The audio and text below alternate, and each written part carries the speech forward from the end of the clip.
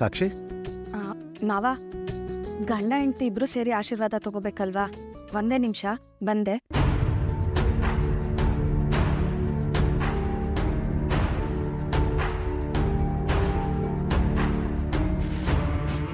ಇರು, ಬಾ ಆಶೀರ್ವಾದ ತಗೊಳ್ಳೋಣ.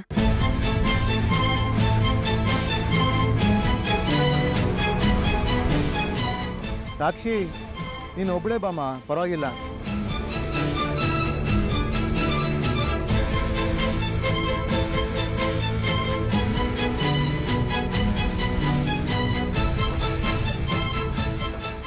ಅಯ್ಯೋ ಅಪ್ಪ, ಹೇಳೋದೇ ಮರ್ತೆ, ನಿನ್ನೆ ನಿಮ್ಮ ಕಲಿಗೂ ಶಾಮರಾಯರು ಸಿಕ್ಕಿದ್ರು.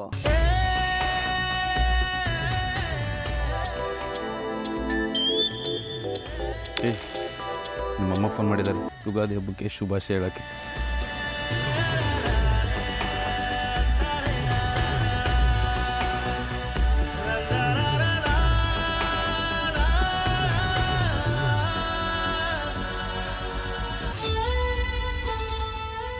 ನಾನು ಅವರು ಒಟ್ಟಿಗೆ 15 ವರ್ಷ ಕೆಲಸ ಮಾಡಿದ್ವಿ. ತುಂಬಾ ಒಳ್ಳೆ ವ್ಯಕ್ತಿ. ಹೌದು, ಮಾರ್ಕೆಟಲ್ಲಿ ಸಿಕ್ಕರು ನಿಮ್ಮ ಬಗ್ಗೆ ತುಂಬಾ ಹೇಳ್ತಾ ಇದ್ರು.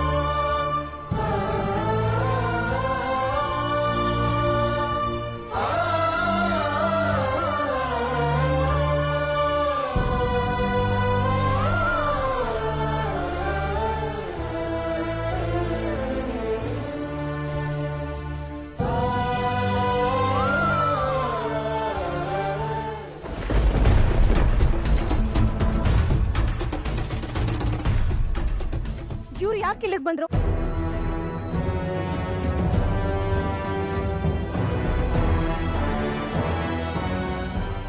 ಹೇಳಿ, ನೀವ್ ಯಾಕೆ ಇಲ್ಲಿ ಬಂದ್ರಿ? ನೀವು ಮಕ್ಕಳ ಹೇಳಿದ್ರೆ ಅರ್ಥ ಆಗಲ್ಲ, ಇಲ್ಲಿ ಬರ್ಬಿಡಿ ಅಂತ. ನಾಚಿಕೆ ಮಾನ ಮರ್ಯಾದೆ ಏನೂ ಇಲ್ಲ. ಹೋಗಿ ನಿಮ್ ಜಾಗಕ್ಕೆ. ಅಮ್ಮನ ಹತ್ರ ಏನ್ ನಾಚಿಕೆ ಮಾನ ಮರ್ಯಾದೆ ಅಮ್ಮ? ನನಗೆ ಬಾಧಿಸ್ತೀನಿ. ಹೋಗಿ ಹೋಗಿ ನಿಮ್ಮ ಮನೆಗೆ, ಹೋಗಿ ನಿಮ್ಮ ಮನೆಗೆ ಹೋಗಿ ಅಂದೆ.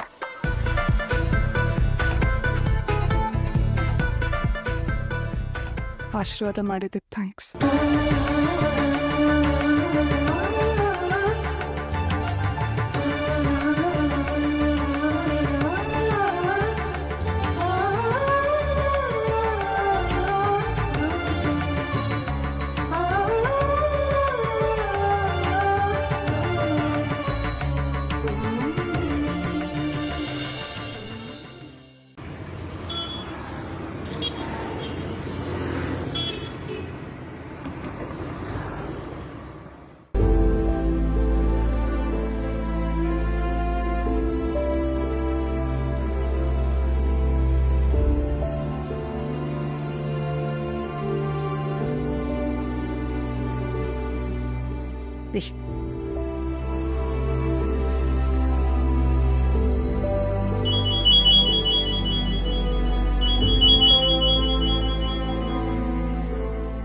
ಹಲೋ, ಹೇಳಿ ಕೃಷ್ಣಪ್ಪ ಅವರೇ. ಏನೋ ಪೆನ್ಷನ್ ಡಾಕ್ಯುಮೆಂಟ್ಸು ಇವತ್ತೇ ಸಬ್ಮಿಟ್ ಮಾಡ್ಬೇಕಂತ. ಇಲ್ಲ ಇಲ್ಲ, ಈಗಲೇ ತಗೊಂಡು ಬರ್ತೀನಿ ನಾನು. ಈಗಲೇ ಹೊರಟೆ. ಏನಾಯ್ತ್ರಿ? ಜಯ, ನನ್ನ ಪೆನ್ಷನ್ ಡಾಕ್ಯುಮೆಂಟ್ಸ್ ಎಲ್ಲ ಇವತ್ತೇ ಹಾಜರುಪಡಿಸ್ಬೇಕಂತೆ, ಇಲ್ಲದಿದ್ರೆ ಪೆನ್ಷನ್ ನಿಂತೋಗುತ್ತೆ ಅಂತಿದ್ದಾರೆ. ನಾನು ಹೋಗಿ ಬರ್ತೀನಿ. ಅಲ್ಲ ರೀ, 6 ತಿಂಗಳ ಹಿಂದೆನೆ ನೀವು ಕೊಟ್ಟು ಬಂದಿದ್ರಿ ಅಲ್ವಾ? ಈ ಆಫೀಸ್ ಕಥೆಗಳು ನಿನ್ಗೆ ಗೊತ್ತೇ ಇದೆಯಲ್ಲ ಜಯ, ಕಣ್ಣು ಮುಂದೆನೇ ಇರುತ್ತೆ, ಆದರೆ ಅವ್ರು ಕಾಣಿಸಲ್ಲ, ಸುಮ್ಮನೆ ಅಲಿಸ್ತಾರೆ ನಮ್ಮನ್ನ. ನಾನು ಹೋಗಿ ಬರ್ತೀನಿ. ಸರಿ. ವಿಷ್ಣು, ವೆಂಕಿ. ಮಾವ ಅವರು ಮನೇಲಿಲ್ಲ, ಕೆಲಸದ ವಿಷಯವಾಗಿ ಮಾತಾಡೋದಕ್ಕೆ ಅಂತ ಹೊರಗಡೆ ಹೋಗಿದ್ದಾರೆ. ಮಾವ ನಮ್ಮವ್ರು ಯಾವುದೋ ಸೈಟ್ ವಿಷಯಕ್ಕೆ ಹೋಗಿದ್ದಾರೆ. ಓ ಹೌದಾ? ಯಾರಾದರೂ ಒಬ್ರು ಇದ್ದಿದ್ರೆ ಚೆನ್ನಾಗಿರೋದು. ಅಲ್ಲ ರೀ, ಮಕ್ಕಳನ್ನ ಕರ್ಕೊಂಡು ಬರಕ್ಕೆ ಹೇಳಿದ್ದಾರೆ ಆಫೀಸ್ನಲ್ಲಿ. ಹಾಗೆಲ್ಲ ಏನೂ ಇಲ್ಲ ಜಯ, ಹೊರಗಡೆ ಬಿಸಿಲು ನೋಡು ಹೇಗೆ ಚುಚ್ತಾ ಇದೆ. ಇಲ್ಲಿಂದ ನಾನು ನಡ್ಕೊಂಡು ಬಸ್ ಸ್ಟ್ಯಾಂಡ್ವರೆಗೂ ಹೋಗಿ ಅಲ್ಲಿ ದಾರಿನಲ್ಲಿ ಸರ್ಟಿಫಿಕೇಟ್ಸ್ನೆಲ್ಲ ಜೆರಾಕ್ಸ್ ಮಾಡಿಕೊಂಡು ಬಸ್ ಹಿಡಿದು ಆಫೀಸ್ಗೆ ಹೋಗಿ ಅಲ್ಲಿ ಕ್ಯೂನಲ್ಲಿ ನಿಂತ್ಕೊಂಡು ಸರ್ಟಿಫಿಕೇಟ್ಸ್ ಎಲ್ಲ ಸಬ್ಮಿಟ್ ಮಾಡಿ ಮತ್ತೆ ಅಲ್ಲಿಂದ ನಡ್ಕೊಂಡು ಬಸ್ ಸ್ಟ್ಯಾಂಡ್ವರೆಗೂ ಬಂದು ಬಸ್ ಹಿಡಿದು ಅಲ್ಲಿಂದ ಇಲ್ಲಿ ಬಂದು ಇಲ್ಲಿಂದ ನಡ್ಕೊಂಡು ಬರಬೇಕು ಅನ್ನೋದು ಯೋಚನೆ ಮಾಡಿದ್ರೇ ಕೈಕಾಲು ನಡಗುತ್ತೆ.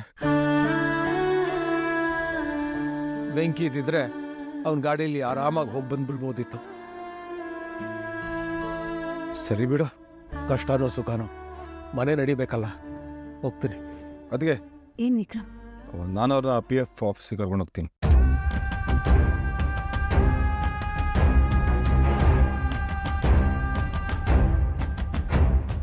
ಫಾಸ್ಟಾಗಿ ಹೋಗಲ್ಲ, ಸ್ಲೋ ಆಗಿ ಆರಾಮಾಗಿ ಸೇಫಾಗಿ ಕರ್ಕೊಂಡು ಹೋಗ್ತೀನಿ. ಹೊರಡೆ ಬಿಸಿಲು ತುಂಬ ಜೋರಾಗಿದೆ, ನೀವೇ ನೋಡ್ತಾ ಇದ್ದೀರಲ್ಲ. ಕರೆಕ್ಟಾಗಿ ಆಟೋನೂ ಸಿಗಲ್ಲ ಟೈಮಿಗೆ. ಸೊ ಬೈಕಲ್ಲಿ ನಾನೇ. ಬಸ್ಸು, ಮಾವ ಈ ಕಾಲ್ಗಳಲ್ಲಿ ಇನ್ನೂ ಶಕ್ತಿ ಇದೆಯಮ್ಮ. ಅವ್ರ ದಯೆ ನನಗೆ ಬೇಕಾಗಿಲ್ಲ.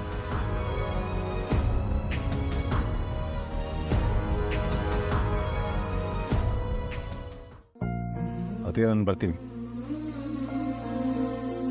ಜಯ, ಆ ಸರ್ಟಿಫಿಕೇಟ್ ಬ್ಯಾಗ್ ತೊಗೊಂಡು ಬರ್ತೀಯ? ಮಾವ, ನೀವೊಂದು ಕೆಲಸ ಮಾಡಿ,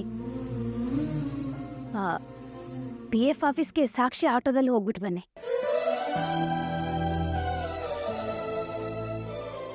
ಹೇಗಿದ್ರು ಆಟೋ ಮನೆ ಮುಂದೆ ಅಲಂಕಾರಕ್ಕೆ ತಾನೇ ನಿಂತಿರುತ್ತೆ. ಅದ್ರ ಬದಲು ನಿಮ್ಗಾದ್ರೂ ಸ್ವಲ್ಪ ಉಪಯೋಗ ಆಗಲಿ. ಅದೇನೋ ಸರಿ, ಆದರೆ ಅವಳು ಏನಂತಾಳೋ ಏನೋ. ಅವಳೇನಂತಾಳ್ರಿ? ಅವಳು ನಿಮ್ಮ ಮುತ್ತಿನ ಸೊಸೆ ಅಲ್ವಾ?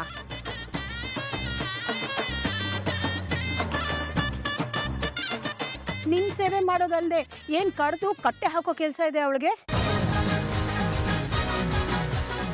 ಮಾತೆತ್ತಿದ್ರೆ ಈ ಮನೆಗೋಸ್ಕರನೇ ಹುಟ್ಟಿದೀನಿ ಅಂತ ದೊಡ್ಡ ದೊಡ್ಡ ಮಾತಾಡ್ತಾಳಲ್ಲ, ಸ್ವಲ್ಪ ಅವಳ ಹತ್ರನೇ ಸೇವೆ ಮಾಡಿಸ್ಕೊಳ್ಳಿ. ಎಲ್ಲವಳು ಕಾಣ್ತಾ ಇಲ್ಲ.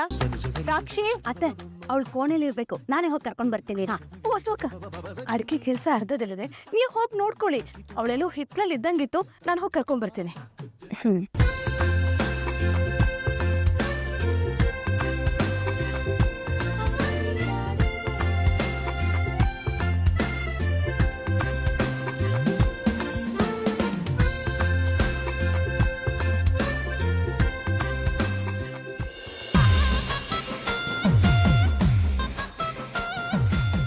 ಸಾಕ್ಷಿ, ಸಾಕ್ಷಿ, ಸುಬಳಿ ನೆತ್ತಿಗೇರಿದ್ರು ಮಲಗಿರೋದ್ ನೋಡು, ಹಳ್ಳಿ ಎಮ್ಮೆ ತರ.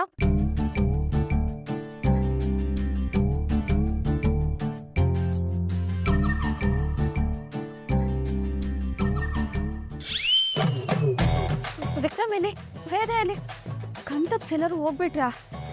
ಸದಾಶಿವನ್ಗೆ ಅಂತ ಧ್ಯಾನ ಅನ್ನೋಕೆ ಕೂತ್ರು ನಿಂತ್ರು ಮಲಗಿದ್ರು ಬರೀ ಅವ್ರದ್ದೇ ಯೋಚನೆನಾ? ಲೇ, ನೀನ್ ಈ ಮನೆಗ್ ಬಂದಿರೋದು ಆ ವಿಕ್ರಮ್ ಜೊತೆ ಒಂದಾಗಿ ಆ ಗೈಯಡಿನ ಈ ಮನೆಯಿಂದ ಹೊರಗಡೆ ಓಡಿಸೋದಕ್ಕೆ. ಅದು ಬಿಟ್ಟು ಅಯ್ಯೋ ಅದನ್ನೇ ಮಾಡ್ತಿದ್ದೀನಲ್ಲಕ್ಕ, ಎಲ್ಲಿ ಅವ್ರು ಕಾಣ್ತಿಲ್ಲ. ಅಲ್ಲ ಕಣೆ, ನೀನ್ ಇಷ್ಟೊತ್ತಾದ್ರೂ ಬಿತ್ಕೊಂಡಿದ್ರೆ ಅವ್ರು ಎಲ್ಲಿ ಹೋಗಿದ್ದಾರೆ ಅಂತ ನಿನ್ಗೆ ಹೇಗ್ ಗೊತ್ತಾಗತ್ತೆ? ವಿಕ್ರಮ್ ಈಗಷ್ಟೇ ಹೊರಗಡೆ ಹೋಗಿದ್ದಾನೆ. ಅವಳು ಹಿಂದೆ ಏನೋ ಮನೆ ಕೆಲಸ ಮಾಡ್ತಿರ್ಬೇಕು. ನಾನ್ ಬೆಳಗ್ಗೆಯಿಂದ ಅವಳ ಇನ್ನ ನೋಡಿಲ್ಲ. ಸರಿ ಅಕ್ಕ, ನಾ ಇನ್ ಸ್ವಲ್ಪ ಹೊತ್ತು ಮಲಗ್ತೀನಿ. ಮಲ್ಕೋತ್ಯಾ ಇದೊಂದ್ಸಲ? ಸರಿ ಸರಿ, ಮಲ್ಕೊ ಮಲ್ಕೊ. ಮಾವ ಕೇಳ್ತಾ ಇದ್ರು ಸಾಕ್ಷಿ ಎಲ್ಲಿ ಅಂತ. ಹೋಗಿ ಹೇಳ್ತೀನಿ ಅವಳು ಇನ್ನೂ ಮಲ್ಗಿದಾಳೆ ಅಂತ. ಆಗ ಅವರೇ ಮೊನ್ನೆ ಸೊಸೆಯಾದವಳು ಇಷ್ಟೊತ್ತು ಮಲ್ಗಿದಾಳ, ಸ್ವಲ್ಪ ಸಂಸ್ಕಾರ ಇಲ್ಲ ಅಂತ ಬೈತಾರೆ. ಆಗ ಅವ್ರ ದೃಷ್ಟಿನಲ್ಲೂ ನೀನ್ ಕೆಟ್ಟವಳಾಗ್ತೀಯ. ಪರವಾಗಿಲ್ಲ ಸಾಕ್ಷಿ, ಮಲ್ಕೊ ಮಲ್ಕೊ ಮಲ್ಕೊ. ಅಕ್ಕ ಹಾಗೆಲ್ಲ ಮಾಡ್ಬೇಡಿ, ಒಂದ್ ವೇಳೆ ಮಾವನ್ ದೃಷ್ಟಿಲಿ ಕೆಟ್ಟೋಳಾದ್ರೆ ಆಮೇಲೆ ಯಾವಾಗ್ಲೂ ಮಂಗಳಾರತಿ ಎತ್ತುತ್ತಾನೆ ಇರ್ತಾರೆ. ಗೊತ್ತಾಯ್ತಲ್ಲ ನಿಂಗೆ? ಸರಿ, ನಾನೀಗ ಅವಳ ಮನೆ ಆಚೆ ಇದ್ದಾಳೆ ಅಂತ ಹೇಳಿ ಬಂದಿದ್ದೀನಿ. ಬೇಗ ರೆಡಿಯಾಗಿ ಹೋಗು. ಸರಿ ಅಕ್ಕ, 2 ನಿಮಿಷ ರೆಡಿಯಾಗಿ ಬಂದ್ಬಿಡ್ತೀನಿ.